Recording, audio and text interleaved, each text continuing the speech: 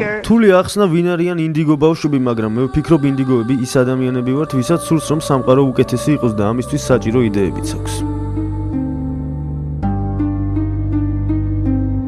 ბავშვები მაღალი ცნობიერებითა და მახვილი ინტუიციით ფლობენ ახალ უჩვეულო ფსიქოლოგიურ თვისებებსა და ტენდენციებს. მათი აზროვნების პროცესი და საერთოდ ხასიათი განსხვავებული და ამავდროულად საკმაოდ პრინციპულია. შეუძლიათ სხვისი აზრების კითხვა, შესწევთ უნარი მიიღონ ინფორმაცია იმ მოვლენების შესახებ, რომლებიც მრავალი ათასი კილომეტრის იქეთ ხდება. მსჯელობენ სამყაროს ბედზე, მოგვითხრობენ წარსული ცხოვრების შესახებ. ინდიგო ბავშვების ინტელექტის დონე ჩვეულებრივი ადამიანის ინტელექტზე ბევრად უფრო მაღალია. მათ არ სჭირდებათ ცდისა და შეცდომის გზის გავლა. ისინი ქვეცნობიერად ირჩევენ სწორ გზას, რომელიც ჩვენ შესაძლოა უცნაურად მოგვეჩვენოს. ამ საოცარ ბავშვებს ახალი ცნობიერების ადამიანებს, ისფერი რასის წარმომადგენლებს, ზეციურ მოციქულებს, ათასწლეულის ბავშვებსა და New Age-ს, ანუ ახალი ეპოქის ადამიანებს უწოდებენ, თუმცა ასეთი ბავშვების ყველაზე გავრცელებული სახელი ინდიგოა.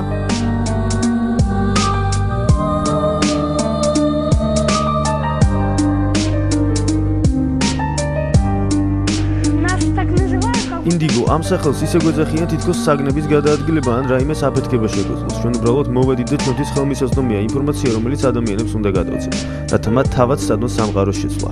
თუ კი ადამიანები ამას ვერ შეძლებენ, მაშინ სამყაროს ჩვენ თვითონ შევცვლით.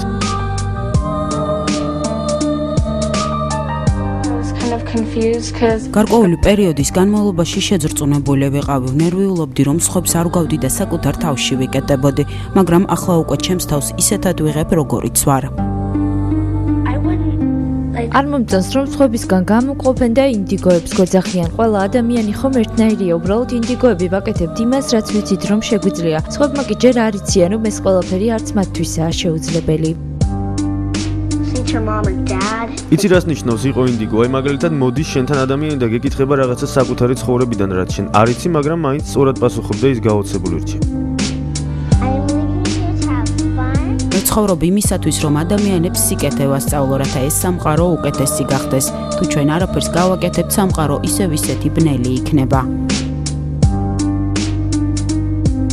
ინდიგო ბავშვებს მუქი იასამნისფერი აურა აქვთ, საკმაოდ თვითმყოფადები არიან, აქვთ მბრძანებლური ხასიათი და მკვეთრად გამოხატული ინდივიდუალობა. არ მოსწონთ, როდესაც მათზე მბრძანებლობენ და მითითებებს აძლევენ. ინდიგო ბავშვების დაბადების მრავალი მოსაზრება არსებობს, რომელთაგან ყველაზე გავრცელებული შემდეგი სამი ვერსიაა. პირველი მოსაზრებით ინდიგო ბავშვი უცხო პლანეტელთან შერწყმით იბადება. მეორე ვერსიით ის ღვთის საჩუქარია. მესამე მოსაზრების თანახმად კი ადამიანის ბუნებრივი მუტაციაა. ამ პატარებში ჩვენ ადამიანის ევოლუციას ვაკვირდებით, როდესაც მათი არსებობა აღმოვაჩინეთ და დავიწყეთ მიზეზების კვლევა, მივხვდით, რომ ისინი უფრო ჭკვიანები არიან და განსხვავებულად აზროვნებენ. მათ კარგად იციან, ვინ არიან, რატომ მოვიდნენ, რა და როგორ უნდა გააკეთონ. ისინი ყველაფერს სხვებზე სწრაფად, უკეთ და მარტივად აკეთებენ. ინდიგოები ძალიან კეთილი ადამიანები არიან და მათი შეყვარება მარტივია. ეს ბავშვები იძლევიან ღრმა პასუხებს ძალიან რთულ შეკითხვებზე. მათ შეუძლიათ წინასწარმეტყველება, შეუძლიათ გითხრან, რა ხდება დედამიწის ნებისმიერ წერტილში. 2007 წელს იაპონიის ნაციონალური ტელევიზიის ეთერში აჩვენეს ვიდეო მასალა, რომელმაც შოკში ჩააგდო არა მხოლოდ რიგითი მოქალაქეები, არამედ გამოცდილი მეცნიერებიც. კადრებში ჩანს თუ როგორი უჩვეულო მეთოდით კითხულობენ ინდიგო ბავშვები წიგნებს. თქვენ კადრში ხედავთ, როგორ კითხულობს ინდიგო გოგონა წიგნს და თან წაკითხული შინაარსყვება.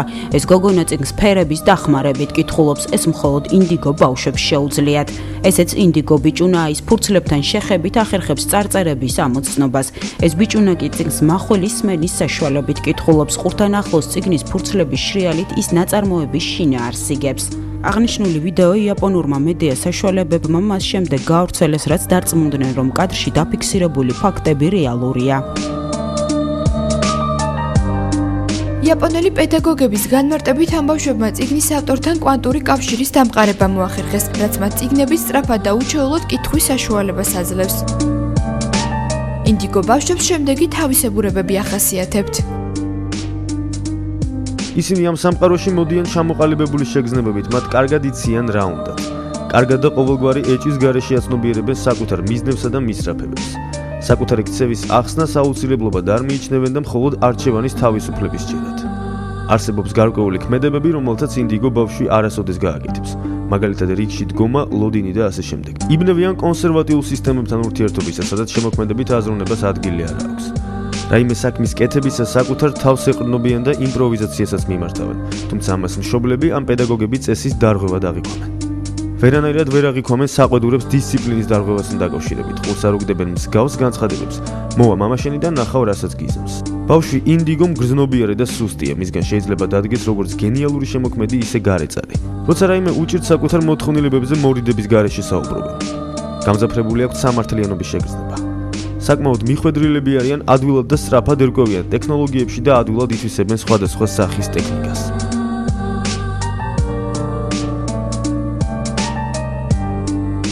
ინდიგო ბავშვების ფენომენს მეცნიერები უკვე დიდი ხანია იკვლევენ. ზოგიერთი მკვლევარი მათ დაბადებას ცნობიერების ახალ სიხშირეზე გადასვლას უკავშირებს, რომელიც ახალი ანუ ინდიგო თაობის მიერ მთელი რიგი მიდგომების ახლებურად გაზრებასა და პრობლემატური საკითხების გადაჭრას გულისხმობს. მათი აზრით, ინდიგო ბავშვები გადაჭრიან იმ პრობლემებს, რომლებსაც დღევანდელი კაცობრიობა ვერაფერს უხერხებს.